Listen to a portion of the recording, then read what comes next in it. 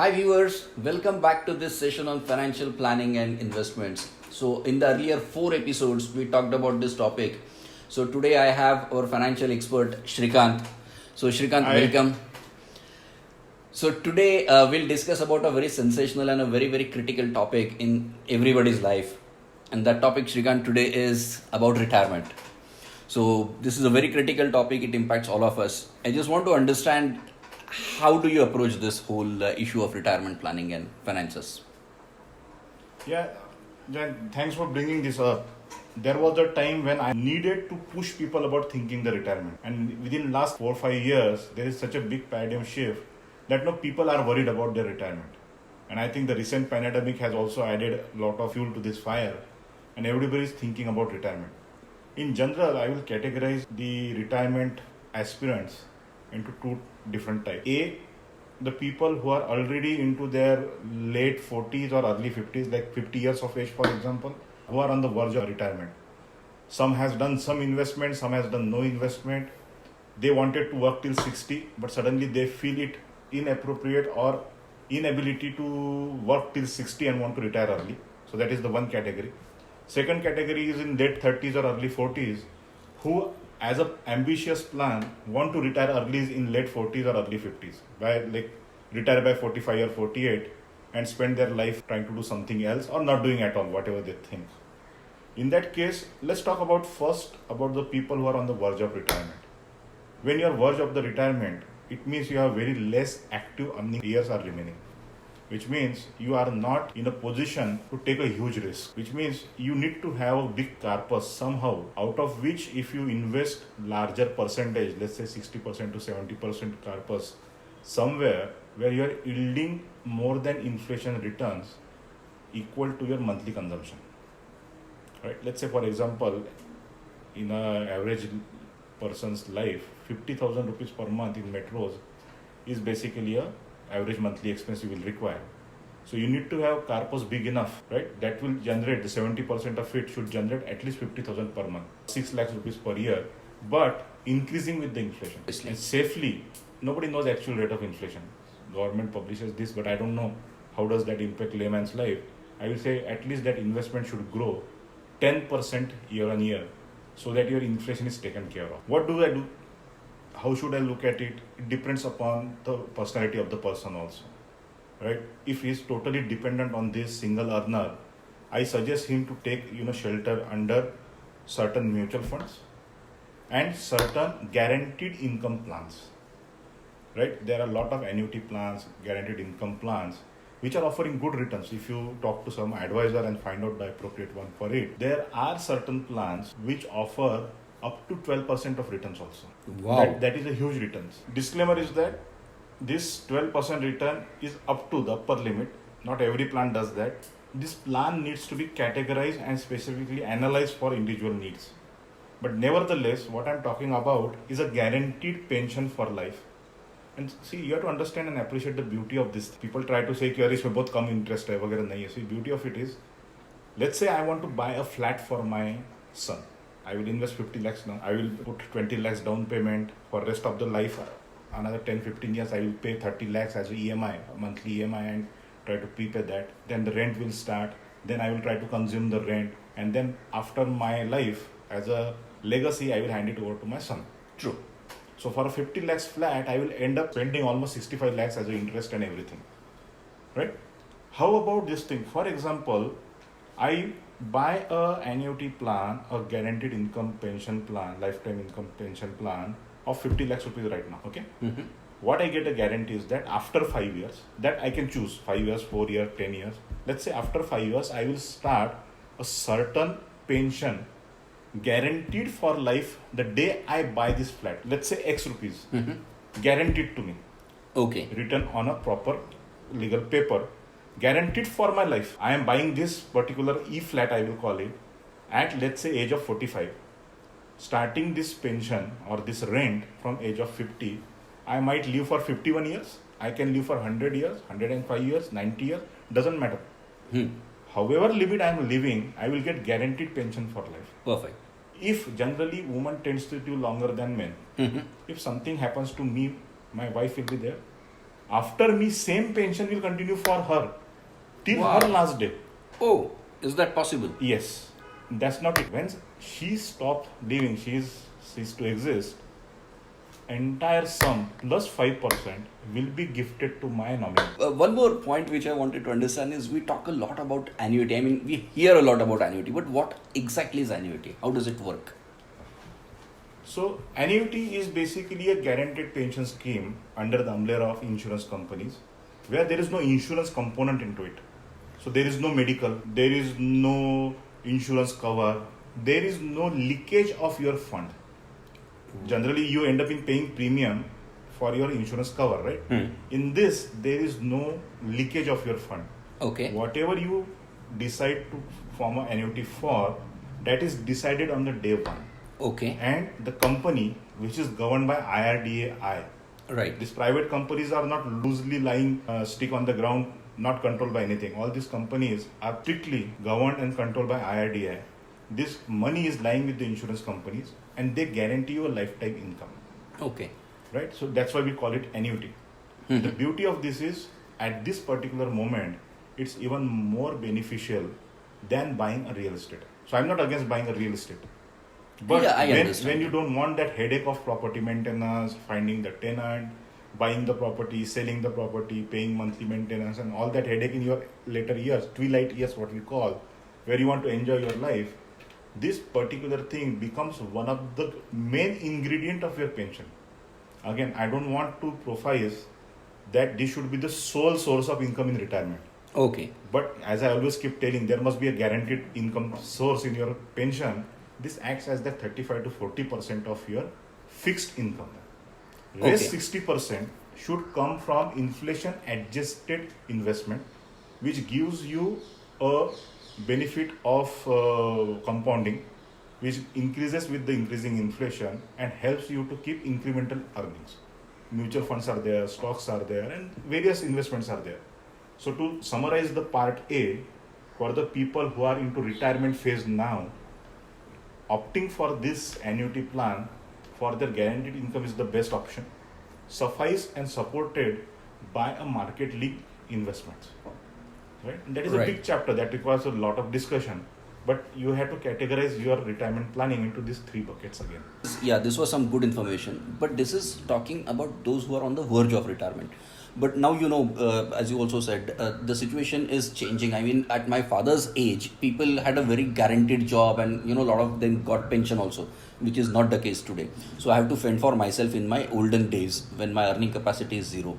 So in that light, if let's say there are young people who start their life and as part of financial planning, they also want to ensure that, today only I start saving for the future. So is there any such option which people can opt for, those who are not at the verge of retirement, but those who are younger? So is there any such option which is available, which can be exercised at an earlier age? Yes, definitely can.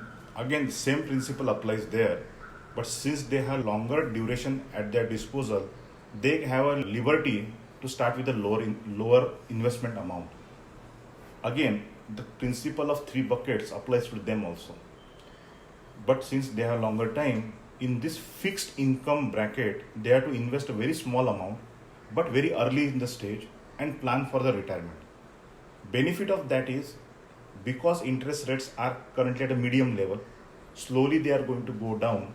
So if somebody is retiring to after 10 years or 15 years, and he commits right now, he gets into those fixed income instruments where people invest, let's say for example, 30% of their investment corpus for let's say 10 years, 12 years, they can choose to have an instrument which will pay for their pension for 15 years, 20 years.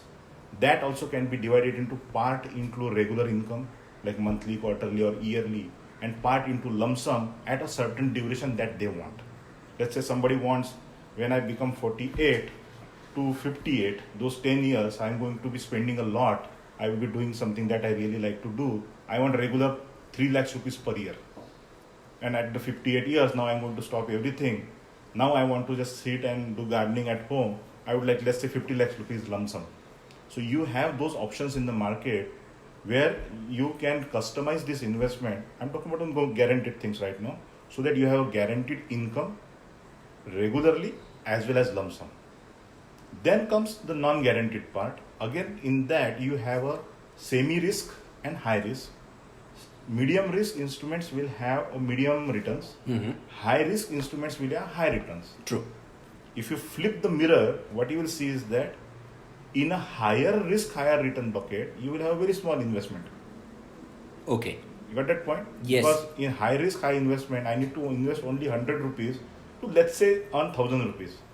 Right. And in medium investment bucket, I need to invest 500 rupees, but I have a surety of getting almost 500 rupees return. Right. So which means if I flip the balance sheet to earn 1000 rupees, I am risking only 10 rupees. So if my entire sum goes wrong, I am risking only 10 rupees.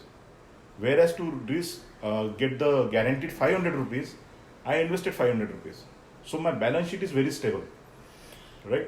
Yeah. So what you are saying is at the portfolio level, my risk is very, very limited. But my possibility of getting the right returns which I'm expecting will be very high. Correct. That's how logically it should be balanced. Right. Perfect. The reason behind highlighting this point is there are two types of investment thought process. Some people want to invest 1 lakh rupees now and get immediately 20,000 rupees only in next year. And their assumption is this is a high risk, high return. But if you really look at it in the reverse way, for earning 20,000 rupees, you are taking a risk of 1 lakh rupees. Right. Right? Well, we might laugh at it, but that's how majority of people do. True. Sensible part to me is I invest only 20,000 rupees and expect 1 lakh rupees out of it, but not in 1 year, in 10 years. True. So after 10 years also, if my total calculation goes wrong, still I am a smarter one, because for earning 1 lakh rupees, I have risked only 20,000 rupees. Correct. Instead of earning 20,000 rupees, I risk 1 lakh rupees. And what is the fertilizer for this entire gamut? Is the time. Perfect. So, Right. so you are saying that we need to give adequate and the right time for an investment to get the right returns. Okay, Shrikant, that brings me to a very relevant question today, because a lot of our viewers are very young and they have a very strong question. At what is the appropriate age when one should start thinking of retirement planning? Well, it would be nice of these young people to think about retirement. And one generalized answer is there is no right age to start about thinking retirement. As soon as you start thinking, that is the right time. Okay, even if it is your first paycheck is coming in your hand and you are planning about retirement, I think it is the golden time. The beauty of that is that based on the time left at your hand, you have liberty to adjust your risk to reward ratio, which means if you have more time, you can take more risk. Irrespective of your age, always ensure that you have 3 buckets. Based on the age, allocation to those 3 buckets will vary. If you really want to follow my philosophy, being young does not mean that you have liberty to omit one bucket altogether. Earlier in the game means certain bucket you can allocate more and certain bucket you can allocate less. But at no point of time, you will have 0 allocation to one bucket and 100% allocation to another bucket. It's like preparing for an exam. What you are saying is you start early studying and you will have the right results at the end of the exam. How would you summarize this? So it's simple. If I want to summarize, I will put retirement needs into 2 buckets. One is who is on the verge of retiring very soon, and another is who have at least 5 to 10 years but they want to retire early. The people who want to retire soon, they should positively consider getting into the guaranteed life income plans, which are annuity plans. The only reason is that we are into reducing interest rate regime. This particular tool will give you a leverage to lock higher interest rate for a longer time. Then another portion of your allocation should go to mutual fund and other market link instrument. Allocation can be 40 to 60. Try to be like 40% in guaranteed life, guaranteed income, so that you may not be able to eat pizza every day in case of eventuality, but at least roti sabji is guaranteed. And rest 60% investment is helping you to earn market link returns, which are inflation adjusted. The second category will be who wants to retire early. Those people are in 35s or 40s.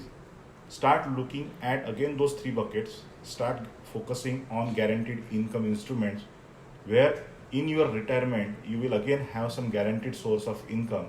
Right? People tend to confuse it with the term plan and insurance plan. I'm not talking about that, because those plans will come into picture when you cease to exist. I'm talking about you are living but not working. In those situations, you should at least have 30% of your income coming as a guaranteed, because in case of pandemics or any market scenario, market downtime scenarios, you should have some guaranteed income coming to your bank. Absolutely. And then rest of the buckets you divide into market links, getting into good quality equity stocks, into the high risk, high return mutual funds, getting some aggressive investment into market link, but in a proper studied way is the source. So Right. It's simple, but you need to be focused. Again, my concluding line is no one should try to play with those three buckets. Whether you are on the verge of retiring or starting the retirement or your employment soon, make sure all the three buckets are covered. Yes, the allocation to each bucket can vary based on your time in hand. Thanks, Shrikant, for summarizing that for the viewers. And we definitely look forward to meeting you again. So, viewers, this was Shrikant, our financial advisor. Please don't forget to get in touch with Shrikant. We have shared the WhatsApp number and his contact details below. So please get in touch with him in case of any financial requirements that you have. He's always there to help you. So looking forward to see you in the next episode. Thanks a lot.